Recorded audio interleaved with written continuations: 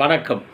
கிருஷ்ணகிரி மாவட்டத்தில் கனிம வள கொள்ளை, கர்நாடகாவிற்காக கரையும் மலைகள், மௌனம் காக்கும் தமிழக அரசு.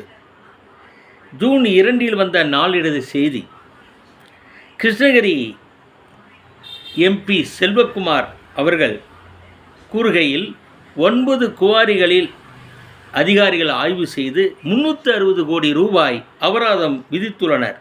ஆனால் மொத்தமாக உள்ள குவாரிகளில் ஆய்வு செய்திருந்தால் அபராதம் அதிகமாக இருந்திருக்கும். 25,000 கோடி ரூபாய் மக்கள் வரி பணம் சுரண்டப்பட்டிருப்பது தெரிந்திருக்கும்.